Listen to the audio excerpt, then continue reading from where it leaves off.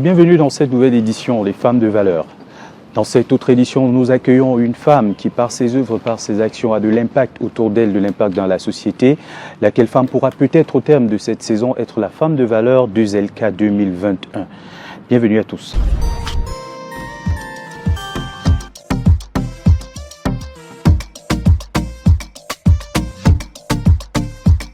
Notre invitée est une dame, une vaillante dame qui opère dans plusieurs secteurs d'activité. C'est un globe-trotteur pratiquement entre ces services qu'elle offre dans le secteur de la communication, le secteur de l'événementiel, les prestations de tout type. Elle envisage dans quelques jours se déployer dans le domaine agricole. Merveille Simo est cette invitée, cette autre candidate au prix de la femme de valeur de Zelka 2021. Bonsoir Merveille Simo. Bonsoir Saint-Merlin, bonsoir à tous ceux qui vont regarder cette émission. C'est un honneur pour moi d'être invité ici. Penses-tu, Merveille, que pour tout ce que tu fais, pour tout ce que tu entreprends, pour toutes les initiatives dont tu es porteuse, tu as la carrure pour être la femme de valeur de Zelka 2021? Bien sûr, pourquoi pas, j'ai de la carrure. Mais je pense que c'est le public qui va en décider. Je vous souhaite, je vous conseille de me choisir. Ton restaurant, il est connu, il est situé en plein cœur du quartier Bimassi à Yaoundé. Ouais. Il est baptisé le Njor. Ouais. Tes activités également médiatiques t'ont permis jusqu'ici de faire quels médias? Peux-tu nous en parler un tout petit peu? Waouh! Alors, j'ai commencé à e-Africa. C'était une télévision locale à Yaoundé. À l'époque, avec la naissance des Golden House et autres. Ma toute première fois de passer à la télé, c'était là-bas. Mais avant, j'étais à Radio Bonne Nouvelle. C'est mes premiers pas dans la communication. Je vais dire que c'est Joachim qui m'a tenu la main dans mes tout premiers pas. Après, je suis allée en stage à Djambo Télé aux côtés du président Chop Chop. Je suis revenue sur Yaoundé où j'ai travaillé à Vision 4 pendant quelques années. Après Vision 4, je me suis retrouvée à HTV et aujourd'hui je suis retournée à la maison mère à Canal 2. Vous êtes également motivatrice, Ouais. conférencière. Ce sont des métiers dits nouveaux. Comment est-ce que vous déployez? Est-ce que vous avez un cadre où vous accueillez des gens pour leur motiver, pour leur donner les clés de la réussite? Comment est-ce que ça se passe? La vérité, c'est que la motivation n'est pas un nouveau métier. C'est un métier nouveau sur les réseaux sociaux, sur les plateformes médiatiques. Mais c'est un métier qui existe depuis des lustres parce que j'ai commencé à conseiller très tôt. Bon, c'était un don, on va dire ça comme ça. Les aînés venaient toujours vers moi. J'ai été dans le conseil des anciens vraiment très jeune. J'ai conseillé beaucoup d'adultes très très tôt parce que les gens reconnaissaient en moi une petite sagesse divine, si on peut dire ça comme ça. Et les gens venaient me consulter. Et puis un bon matin, ça c'était à Dubaï. Quand un soir, j'ai un ami qui m'a invité pour me parler de ses problèmes. Comme je vous dis, je fais ça depuis longtemps. Et pendant que je parlais, il me prenait en vidéo. Et après, il m'a dit: je pense que tu devrais te lancer sur Internet avec les vidéos parce que ce que tu dis va aider beaucoup de gens. Et après, quand j'ai regardé, je n'étais pas convaincue de ça. J'ai quand même posté la vidéo et tout le monde, du moins, j'ai eu tellement de commentaires parce que les gens me connaissaient plus à la télé. J'ai eu beaucoup de commentaires qui me disaient: non, maman, tu dois rentrer, tu dois rentrer dans ça, tu dois rentrer dans ça. Donc, c'est comme ça que je me retrouve sur la plateforme Internet avec le conseil, mais je le faisais en off depuis quand même. Vous sentez-vous confortable dans votre environnement de travail, dans toutes ces activités? Est-ce que vous êtes confortable? Je vais dire que je travaille dans ma passion. Donc, je suis très à l'aise. Je peux faire ce qu'on fait là 3 jours, ça ne me dérangerait pas parce que je fais ce que j'aime. Alors, du moment où je fais ce que j'aime, je me sens confortable. J'ai plusieurs casquettes, plusieurs domaines de prédilection. Du coup, j'aime tellement la télé, j'aime l'entrepreneuriat. Je peux pas dissocier l'un de l'autre d'ailleurs. Si je fais la télé, je fais le business. Donc, je me sens à l'aise, quoi. Vous avez quelque chose d'exceptionnel en vous. Selon vous, qu'est-ce qui fait vos qualités? Quel est le plus que Merveille Simo a pour pouvoir se démarquer comme elle fait? Bon, moi, je veux pas dire de moi, je vais dire ce que les gens disent de moi parce que ce sont les gens qui me voient et ils savent en mieux qui je peux être.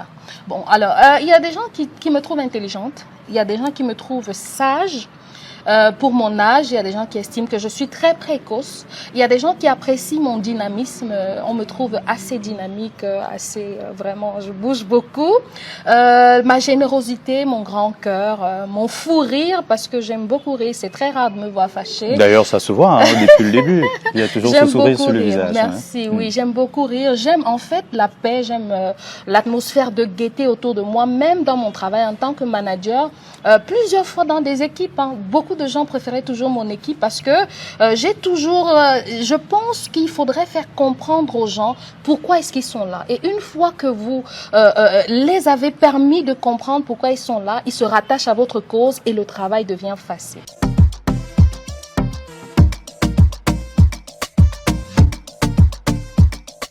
Merveille Simo, avez-vous un impact sur votre environnement? Alors, est-ce que j'ai un impact sur mon environnement? Aujourd'hui, je peux dire oui. Je peux le dire avec affirmation parce que j'ai beaucoup de preuves. Je pense qu'il y a beaucoup de personnes qui me suivent désormais. Il y a beaucoup de personnes qui veulent... qui disent vouloir me ressembler et je pense que c'est ma réelle satisfaction aujourd'hui parce que je pense que je suis née pour aider les gens à se retrouver, aider les gens à sortir le meilleur d'eux pour impacter leur société. Je n'impacte que si je te permets d'impacter. Donc aujourd'hui quand même, quand je marche, il y a des gens qui m'interpellent, il y a des messages tellement qui me disent avec tes conseils, j'ai pu devenir, avec ce que tu as dit, ça m'a aidé, ainsi de suite. Je pense que oui, j'impacte quand même. Que vous manque-t-il pour être plus influenceuse? Qu'est-ce qui me manque pour être plus influenceuse? Alors ça, c'est une question, une bonne question. Je vais dire le manque de moyens. Je peux dire ça comme ça, le manque de moyens. On va évoquer les moyens. À titre personnel, est-ce que vous avez l'impression qu'il y a des qualités que vous n'avez pas ou des qualités que vous ne forgez pas, que vous n'incarnez pas suffisamment pour être plus influenceuse? On n'a jamais assez de qualité. On n'a jamais assez de qualité pour influencer. Chaque jour, on se bonifie. Chaque jour, on essaye d'être meilleur. Chaque jour, on essaye d'être la meilleure version de soi-même. Donc, je ne peux pas dire que c'est au niveau des qualités, n'est-ce pas? Ce que j'ai comme qualité, c'est ça que je mets en avant pour impacter les gens, oui. Mais je peux parler des moyens financiers. Pourquoi? Parce que avec plus de moyens financiers, on parvient à toucher plus de monde aujourd'hui. Et plus on a des gens qui nous suivent, des vies sont de plus en plus impactées dans le monde. Donc, je préfère dire que le manque de moyens, financiers. Est-ce que cela limite vos ambitions? Est-ce que malgré tout, vous continuez à vous dire que mon objectif, c'est la Lune? Ah, bien sûr, non, ça ne limite pas du tout, ça ne limite pas mes ambitions sont très claires depuis longtemps déjà. J'ai pris très tôt conscience de qui je suis, de ce à quoi je suis appelée pour ce monde et j'ai un calendrier bien défini pour atteindre. Alors, je suis mon cours, les objectifs sont déjà définis, étape après étape. J'espère que de mieux en mieux, je vais pouvoir atteindre ces objectifs, n'est-ce pas? Voilà.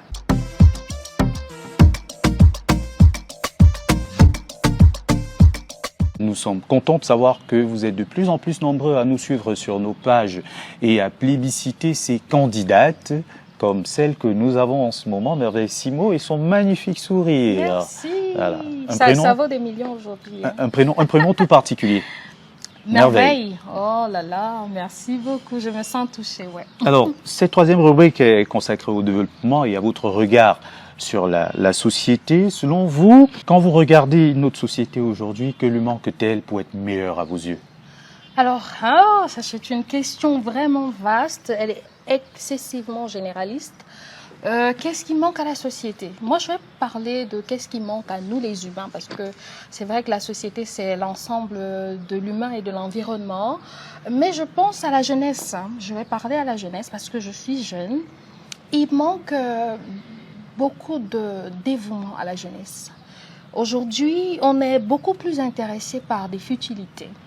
Les futilités prennent de plus en plus de l'ampleur et de la place dans notre vie et ça fait en sorte qu'il y a beaucoup de jeunes qui perdent l'objectif, qui ne savent pas exactement où ils vont. Et en plus de cela, la pudeur, la loyauté, l'intégrité, les bonnes valeurs sont en train de disparaître au mérite de ce que je vais appeler la mode. Aujourd'hui, on se conforme à ce qu'on voit à l'extérieur et de plus en plus nos valeurs sont en train de partir. J'aimerais dire à la jeunesse, puisque vous me donnez l'occasion, que on n'est pas obligé de ressembler aux autres.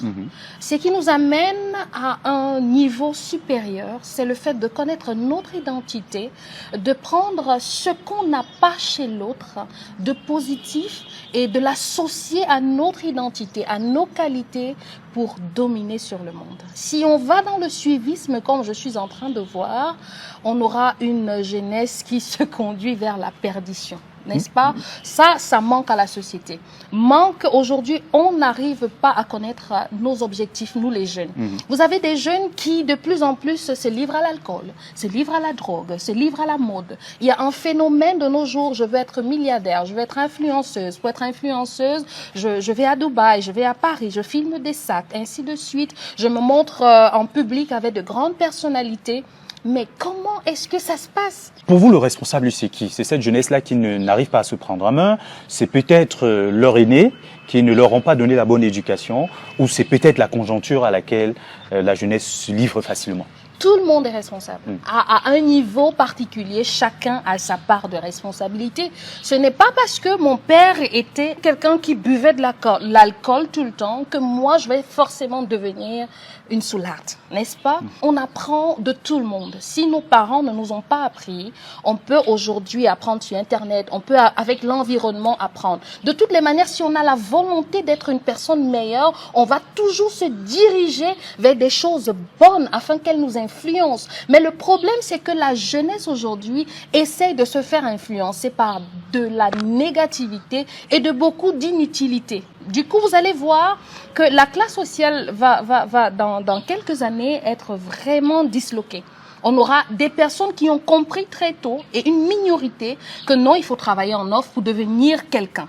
Et on aura une autre partie de la classe sociale parmi les jeunes qui rêvent. Donc, ils seront toujours là en train de rêver, à se dire que non, pour être un Dangote, il nous faut 2 heures de temps, il nous faut 3 jours, il suffit d'appeler X et Y. Non.